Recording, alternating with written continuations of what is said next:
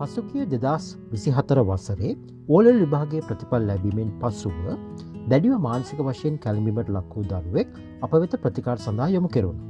මේ වෙද්දී එම දරුවා නිසි වෛද්‍ය ප්‍රතිකාර සහ උපදේශනය තුළින් යථා තත්ත්වයට පත් වෙලා සිටිනවා.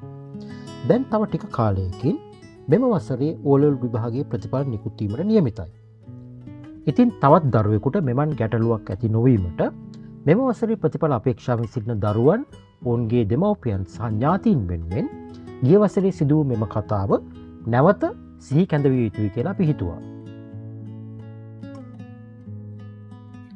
අයිබෝන් මම විශේෂඥ මනෝවෛද්‍ය විපුල විජේසිරි. මම මහනුවර කේන්ද්‍ර කරගෙන වැඩ කරන විශේෂඥ මනෝවෛද්‍යවරයෙක්. මම ඉතාම පොඩි කරුණක් ගැන කතා කරන්න හිතුවේ. නමුත් වැදගත් කරුණක්. මම කතා කරන්න හිතුවේ මේ වෙද්දී මගේ යටතේ මහනුවර රෝහලක අතරලා ප්‍රතිකාර ගන්න දරුවෙක් නිසා. මේ දරුවා මුලින්ම මට යොමු වෙන්නේ ගිය අවුරුද්දේ ඕලෙවල් විභාගයට කලින්. ඒ වෙද්දී ඒ දරුවාට විෂාදයේ තත්ත්වය සහ විභාග සම්බන්ධයෙන් තිබෙන කාන්සාව කියන තත්ත්වය තිබ්බා. ඔහු මට ආවේ ඕලෙවල් විභාගයට මාස 5-6කට කලින්.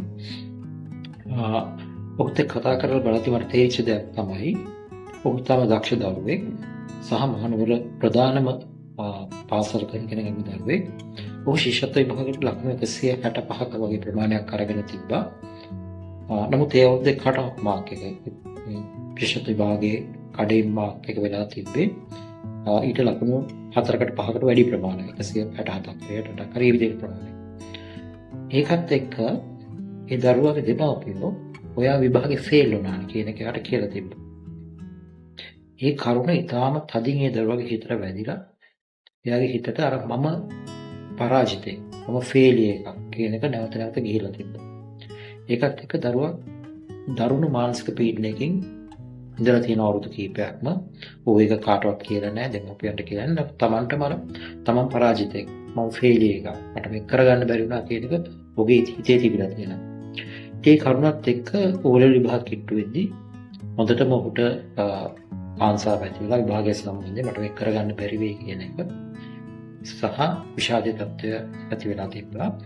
ඒ අවස්ථාවේදී ඔහුට ඖෂධ ප්‍රතිකාර, උපදේශන ප්‍රතිකාර, මනෝචිකිත්සක ප්‍රතිකාර සේරම කරලා සහ ඒ පවුලේ දෙමව්පියන්ගේ තිබ්බ එක්ස්පෙක්ටේෂන්ස් බලාපොරොත්තු එක්තරා මට්ටමකට පල්ලෙහාට ගෙනල්ලා ඔවුන්ට දරුවා සම්බන්ධයෙන් කටයුතු කළ යුතු ආකාරය ගැන උපදෙස් දීලා අපි ඒ තත්ත්වය එක්තරා මට්ටමකට ස්ථාවර කරගත්තා.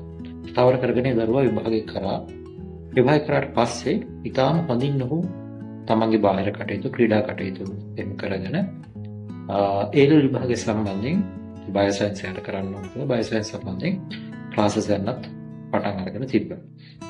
මේ අතර වාරේ තමයි ඕලෙවල් රිසල්ට්ස් එන්නේ. ඕලෙවල් රිසල්ට්ස් ආවට පස්සේ මේ දරුවාට සාමාන්‍ය හොඳ මට්ටමේ රිසල්ට් එකක් ප්‍රතිඵලයක් තියෙනවා. කියන්නේ A2යි B3යි ඉතුරු සබ්ජෙක්ට්ස් වලට C සමාර්ථ තියෙන ප්‍රතිඵලයක් තියෙනවා. ඉතින් මේ ප්‍රතිඵලය සම්බන්ධයෙන් දෙමව්පියෝ ඒගොල්ලෝ දැනුවත් වෙලා හිටපු නිසා මෙයාගේ ටැක්ටස් සහ අපි ඒගොල්ලෝ දැනුවත් කරලා තිබ්බ ආකාරය අනුව ඔහුට සුබපතලා තිබ්බා. නමුත් නෑදෑයෝ මේ ප්‍රතිඵලය කම්පෙයාර් කරලා අයියෝ අරයට මීට වඩා හොඳ රිසල්ට්ස් තියෙනවා. වාට මේක කරගන්න බැරි වුණා. අර ළමයාට ඒ ළමයක් තියෙනවානේ. වගේ නොයෙකුත් කමෙන්ට්ස් ප්‍රතිචාර මෙයාට දක්වලා තිබ්බා. ඉතින් මේ ප්‍රතිචාරات එක මේ දරුවා ආයෙත් දරුණු මානසික කඩාවැටීමකට ලක් වෙලා තියෙනවා. මොකද මේ ප්‍රතිචාරات එක්ක මෙයාට අහපු අර පරණදී අර ශිෂ්‍යත්ව විභාගයෙන් පස්සේ හිතට ආපුදී මම ෆේලියර් එකක්. මට කරගන්න බෑ. මම අදක්ෂයි කියන එක ඔළුවට ආයෙ දානවා. ඒකත් එක්ක දරුවා දරුණු විදියට ආයෙත් මානසික පීඩනයටපත් වෙලා විෂාදයේ තත්ත්වයට ආයෙ වැඩි වෙලා agitated depression කියන තත්ත්වයටම ගිහිල්ලා ඒකත් එක්ක Tamanට හානි කර ගැනීම පිළිබඳ සිතුවිලි එක තමයි නැවත අපිට යොමු. ඒ නිසා ඔහුව නතර කරලා අපි මේ අවස්ථාවේදී ප්‍රතිකාර කරගෙන යනවා. ඉතින් මට මේක කියන්න අවශ්‍ය වුණේ අපි කරන පොඩි කමෙන්ට් එකකින් අපි කියන යම් පොඩි දෙයකින් දරුවන්ගේ හිත දරුණු විදිහට කැලෙන්න පුළුවන්. ඒ නිසා ඔයාගේ දරුවෙකුට වෙන්න පුළුවන්, අපි වැඩි හිටියෝ විශේෂිත තමන්ගේ දරුවෙකුට වෙන්න පුළුවන්, තමන්ගේ ඥාතියෙකුගේ දරුවෙකුට වෙන්න පුළුවන්, තමන්ගේ යාළුවෙකුට වෙන්න පුළුවන්. ඒගොල්ලෝ විභාගයක් සම්බන්ධයෙන් ගන්න අචීව්මන්ට් එකක්, විභාගයෙන් ගන්න ප්‍රතිඵලයක්, ඕ වෙනත් දෙයක්, ක්‍රීඩාවකින් ගන්න ප්‍රතිඵලයක් කොයිලා පහත් කරලා සලකන්නේ නැහැ. ඒක වෙන කෙනෙක් එක්ක කම්පෙයාර් කරන්න හදන්න එපා. වෙන කෙනෙක් එක්ක සංසන්දනය කරන්න එපා. මොකද හැම දරුවම යුනික්. හැම දරුවම ඒගොල්ලන්ට අනන්‍ය වූ කෙනෙක්. අනන්‍ය වූ හැකියාවන් තියෙන කෙනෙක්. ඒ නිසා ඒ දරුවා අනිත් අයත් එක්ක අපි කම්පෙයාර් කරනවා කියන්නේ දරුවට කරන අසාධාරණයි.